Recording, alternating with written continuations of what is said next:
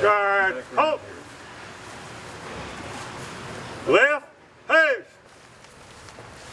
Come up here. Order, on!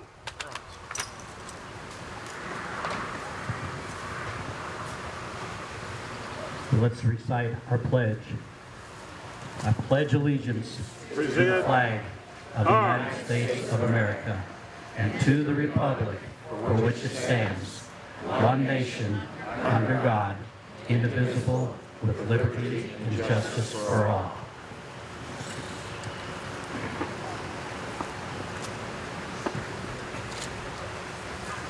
Oh, say, can you see by the dawn's early light what so proudly we hailed at the twilight's last gleaming, whose broad stripes and bright stars through the perilous fight o'er the ramparts we watched were so gallantly streaming, and the rocket's red glare, the bombs bursting in air, gave proof through the night that our flag was still there. Oh, say does that star-spangled banner yet wave o'er the land of the free and the home of the brave? Order, guard. Thank you. That was Stephanie Davis. You may be relaxed. Sit down a minute there. I obviously did not serve in the U.S. military, but I am a brother.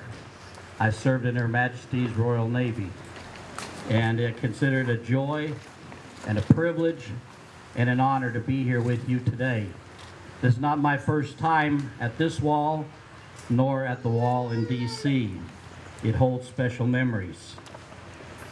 The purpose of this has nothing to do with government. The traveling wall is privately funded. It is funded by the U.S. citizens, the men and women who gave, who fought, who left, who didn't come back, and those that did, and those that want to remember today and keep on remembering. There are over 58,000 names on the wall. 37 of the names are from Champaign County. You'll notice that there's a table of flags up here, and there's another table of flags down on the east end of the wall. There are 1,620 flags. Each flag has a name on it. It is the request of the Wall Committee, the Traveling Wall Committee, that you take one of these flags home. The names that are on them are still today missing in action. Take a soldier home. There will be, at the end, there'll be a special gift for the Vietnam era vets. I will share a little bit more of that towards the end. But I did want you to know that this is your traveling wall of your brothers, sisters, moms, dads, grandmas, and grandpas. Now we'll have Brian Romanowski, First Baptist, give the invocation. Let us pray. Almighty God, we are here today to honor the memory of those who have given their lives in service to this great nation of ours. Thank you for bringing this memorial to our community to honor the fallen, and to bring healing to the family and friends of those who have made the ultimate sacrifice. Gracious God, may your Spirit be present in this place and provide the comfort and peace that you and you alone can bring. In Jesus' name we pray. Amen. Honor guard. Breathe. Breath.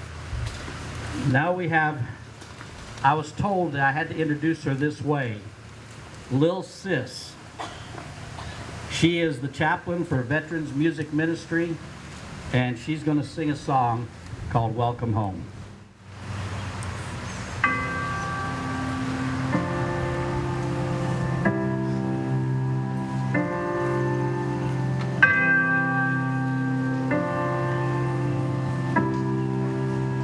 He's a brother, a soldier, a young man grown older. A flag is raised, he's quiet for a time, while memories fly through a veteran's mind. He's a soldier, a brother, a young man who left his childhood home. He's a hero, for things we'll never know.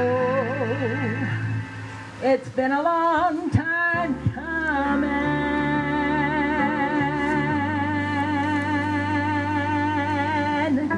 Welcome home.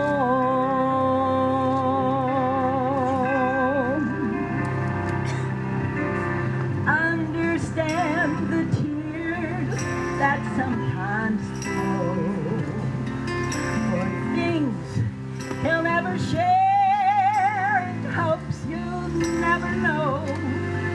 But he loves his country from sea to shining sea, and he paid the price and sacrificed so his children could be free.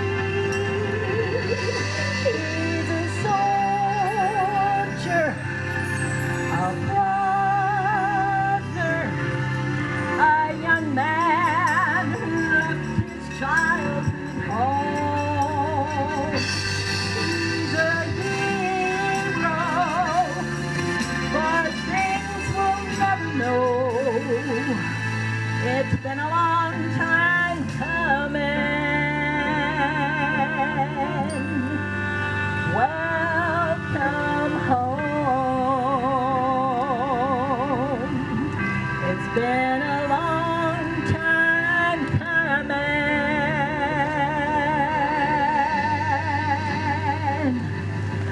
Welcome home.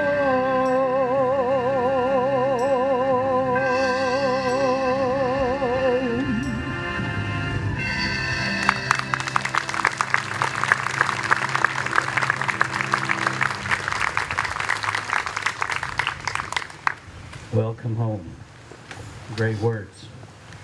Our keynote speaker for this evening, I have a picture up here, and this is the way I met him many years ago. There's all kinds of information here about him. Basically, what you need to know: Mark served in the United States Army, and that included a tour of Vietnam. And I know that as he comes up to talk to you right now, he's going to share his heart. Mark Lipton.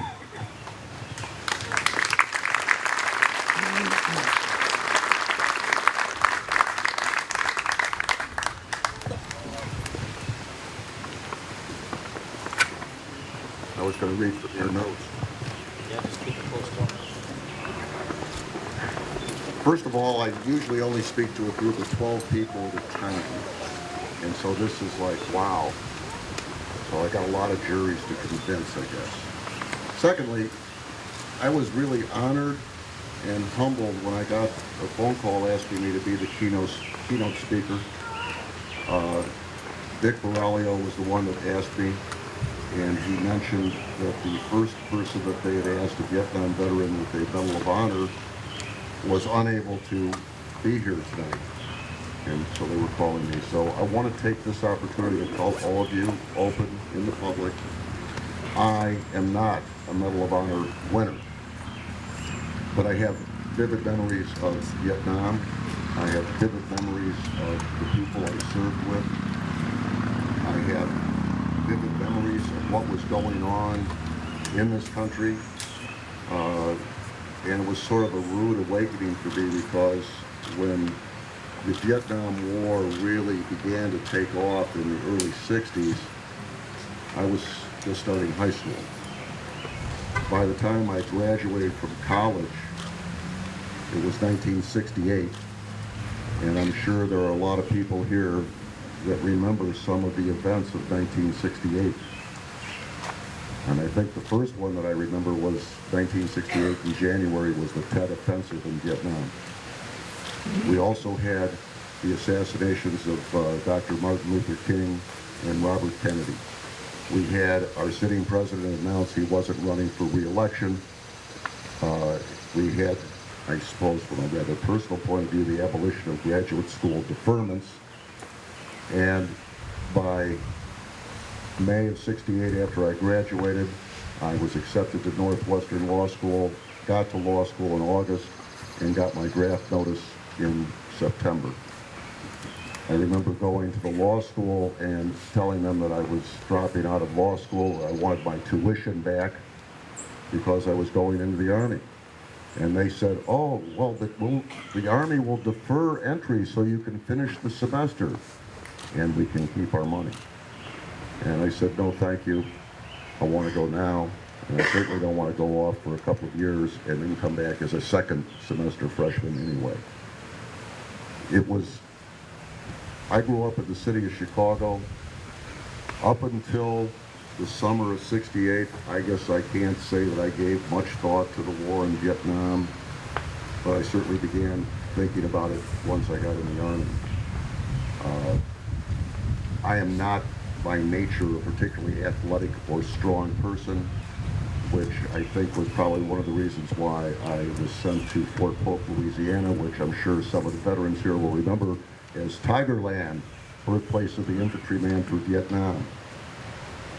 Lovely sign to see when you're getting there at 3 in the morning. The months at Fort Polk took me through basic training and advanced infantry training, and then I got the honor of going to Fort Campbell, Kentucky for Armored Personnel Carrier School. I actually graduated first in the class and never saw an armored personnel carrier again other than from a distance while I was in Vietnam. So I get over to Vietnam, land, go through in-country training, and get sent up, but again, names that most people won't know, but Dao Tiang, and there were about 7 or 8, 9 new guys on the plane. We get off, we're lined up, and the CO comes out, and he goes down the line and picks 3 of us. The unique thing that all 3 of us had was we were the tallest, so that meant we were going into reconnaissance. I was with the Big Red One. After the Big Red One, I was with the 3rd Ordnance Corps in Long Binh, and by the time I got to Long Binh, I believe that Long Binh was the biggest U.S. Army base in the world. Lots of people. There were regular Army people that had enlisted, volunteered to be there. There were the draftees who were there because their country called. They were running out to volunteer, but when the country called, they came. And in preparation for this, I looked up some statistics and found a statistic that, despite what others might think, apparently 97% of Americans called to serve in Vietnam served and served with honor. And I think that's impressive. What was unimpressive, and it's come up on several of the things already tonight, what was unimpressive was how the Vietnam veteran was treated when he or she returned from Vietnam. I personally didn't have any terrible experiences, but there were some. People people would look at me in law school and, you're older than the rest of us. Where were you? I was in Vietnam. Oh, bye. And that was the end of it. But other people got called baby killers as they got off the airplane. Things that they didn't deserve, things that they didn't do. And while I understand in a democracy, part of the greatness of our country is the ability to protest, hopefully peacefully, but protest things that we don't agree with, but that's going too far. Just like today, and I mention this because it's something that I find personally offensive, are the people that go to the funerals of servicemen killed in service today and protest at those funerals, and I would hope nobody would do that. I hope in the future that servicemen returning home from service, whether it's Vietnam, Korea, Afghanistan, Iraq, wherever it is, they deserve to be welcomed home, and they deserve to be thanked for their service. And very few people who haven't served really don't know what it's like to be in the Army. That was a shock to my system by itself, forget Vietnam. And then going to Vietnam and serving for a period of time in the infantry. Reminds me of one story I'll share with you, and that is when I was in the 1st Infantry Division in a place called Dao Tiang. Our platoon shared a base camp with a Vietnamese Army group. We guarded half the compound, they guarded the other half of the compound. And we all stayed in the bunkers at the perimeter of the compound. And then one night, 2 or 3 in the morning, there was this huge explosion, and which obviously woke us up. And then I heard debris falling on top of the bunker, and we jump out of bed, and I will confess I wasn't as fast as my bunker mate, but we got out of there only to find out that by the time we'd gotten out of there, they'd figured out what had happened, which is a bolt of lightning had struck our perimeter defense of a 55-gallon drum of what's called flue gas, sending up a huge explosion. And apparently our response to this was so pathetic, they moved us out of that base camp, and they moved us into the main base camp at Dao Tiang, where they gave us nice tents to live in with rather large wooden blast walls outside the tent. And this base camp, or this camp, got mortared every day, and we happened to be, the only available space was right next to the ammo dump. So that didn't give a lot of us warm, fuzzy feelings over there. Ultimately, I was fortunate. I was able to get out of the 1st Infantry Division, not because I didn't like the people there, but or that respect what they were doing, but because I would be more of a hindrance in that capacity than a great help. At one time, I was the machine gun ammo bearer, and we ended up in a firefight. And the veterans here will know what's wrong with this picture. I'm the machine gun ammo bearer, and I'm on the right side of the machine gun.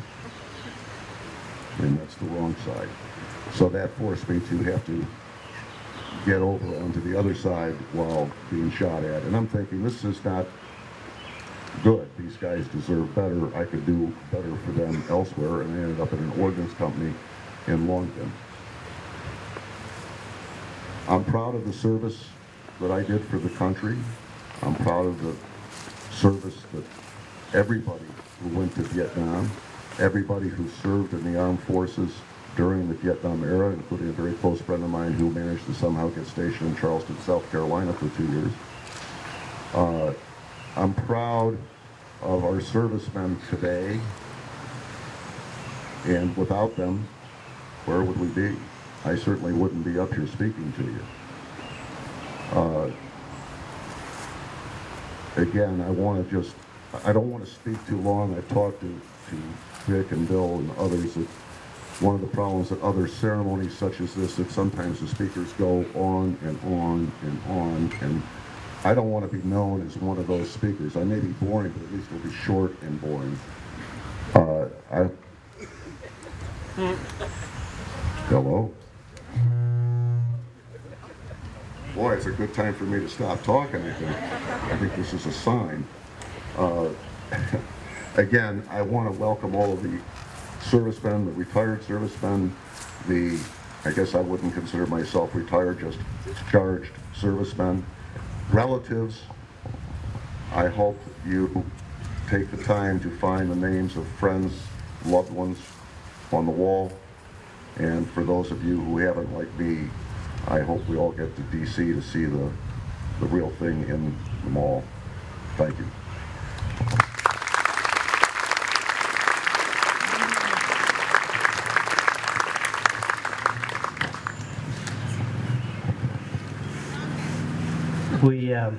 Thank you, Mark.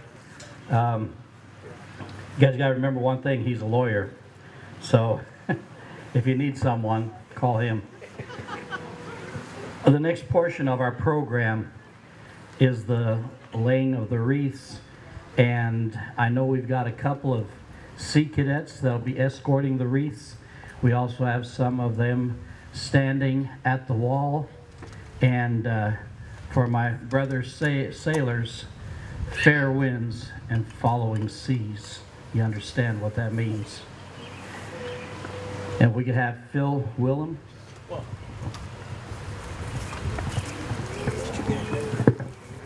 Honor guard. Cage. Hut. Present. Arm. Get down. At a route step. Forward.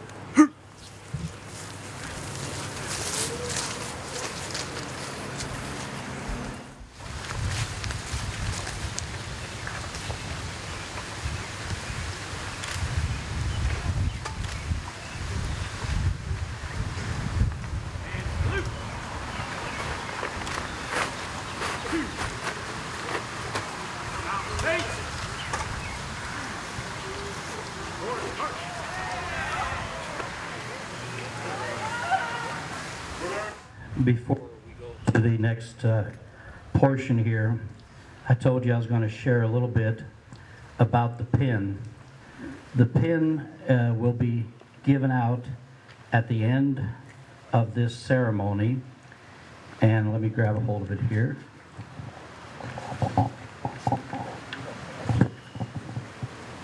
The pin is for all Vietnam era veterans. If you served in the military during the years of Vietnam, please come and get the pin. And here's the message of the pin. A grateful nation thanks and honors you is embossed on the back, closest to the heart of the wearer. Also, the official name of the commemoration is included to remind each veteran that this is a national initiative, and this lapel pin is the nation's lasting memento of thanks. So we want you to pick yours up. What we're going to do right now is over here to my left is what's called the mission table. And Brian Barnhart is going to share about that.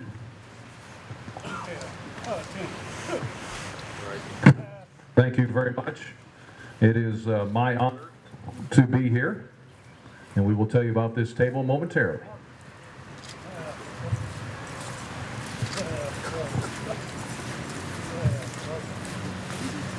Detail. Form around the table.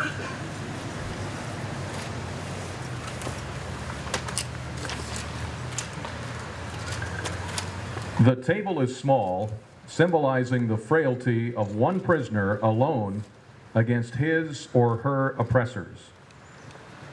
The white tablecloth draped over the table represents the purity of their response to our country's call to arms.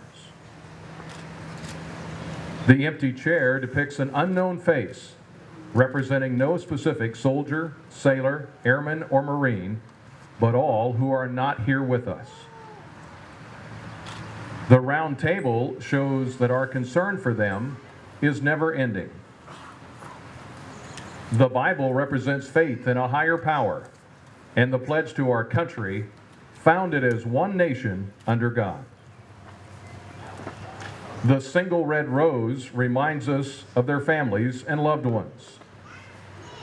The red ribbon represents the love of our country, which inspired them to answer the nation's call. The candle with the yellow ribbon symbolizes the everlasting hope for a joyous reunion with those yet accounted for. The slice of lemon reminds us of their bitter fate. The salt represents the tears of their families. And the inverted wine glass reminds us that our comrades cannot be with us to drink a toast with us.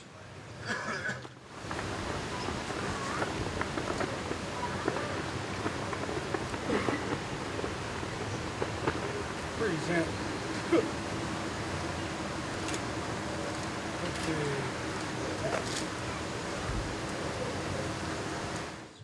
Take a look at the wall, pick up a flag, and then for those with the Vietnam era pins, there'll be 3 people over there. They're holding their hands up. You see them over there?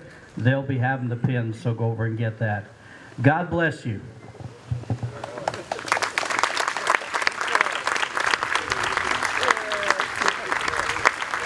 Honor guard.